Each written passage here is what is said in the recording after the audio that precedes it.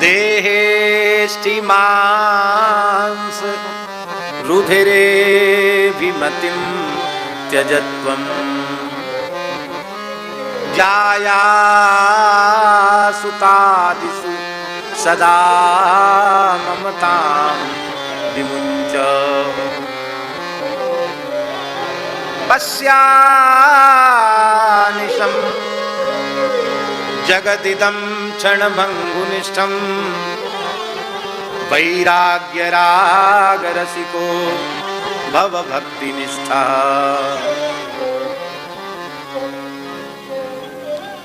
धर्मं भजस्व सततं त्यज लोकधर्मान् सेवस्व साधु पुरुषान् जहि काम तृष्णाम् अन्यस्य दोष गुण चिंतनमासु मुक्त्वा सेवा कथा रसमहो नितराम पिबत्वम्। पूरे ग्रंथ को भी सुनने की आवश्यकता नहीं, गोकर्ण जी के 2 श्लोक ही ठीक से सुन लो, समझ लो, जीवन में उतार लो तो परम कल्याण हो जाएगा।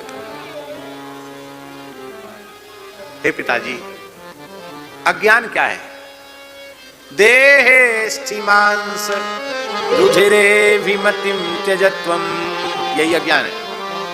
ये हड्डी मांस चर्म आदि सप्त धातुओं से विनिर्मित इस शरीर को आत्मा मानना, इसी का नाम अज्ञान है। देहात्मवाद रूप अज्ञान को त्याग दो। तुम देह नहीं हो ऐसा भीतर से स्वीकार कर लो। जब तुम देह नहीं हो तो देह से संबद्ध संसार तुम्हारा कैसे हो सकता है?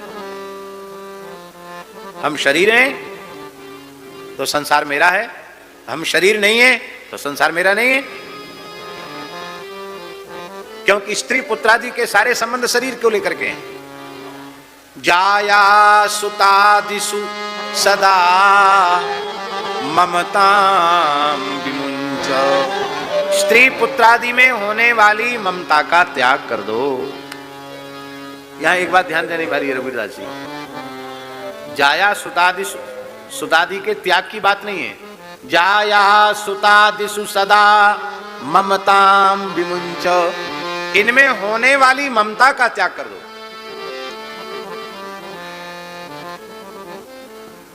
आपने स्त्री पुत्रादि त्याग दिए पर ममता नहीं त्यागी, तो क्या त्यागा आपने? और ममता रहित तो हो गए तो त्याग हो गया।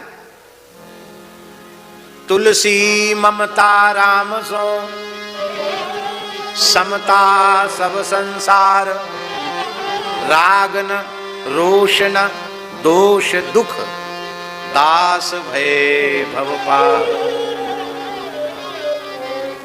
भगवान में ममता है। कहते क्या करें, ये ममता छूटती नहीं है। कितने जन्मों से इसका अभ्यास पड़ा हुआ है।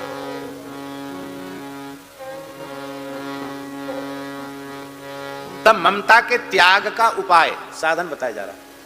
पश्यानिशम जगदिदम क्षणभंगुनिष्ठम,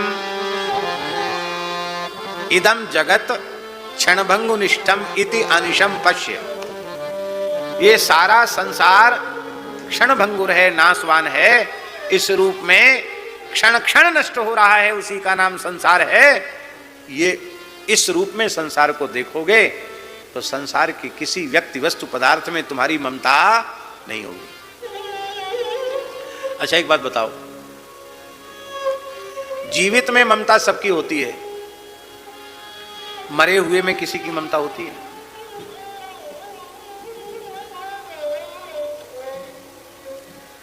कितना लोग मानते हैं हमारे पिताजी हमारे पिताजी हमारे पिताजी, अब पिताजी पधार गए तो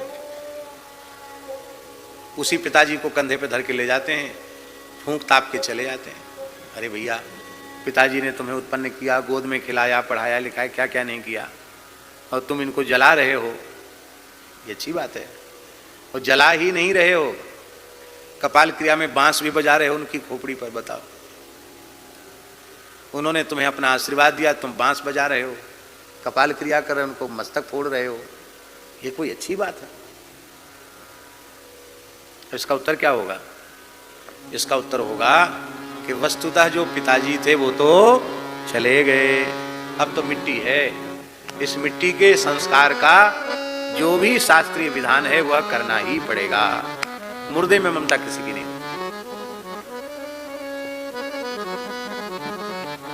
ममता रहित होने का साधन है।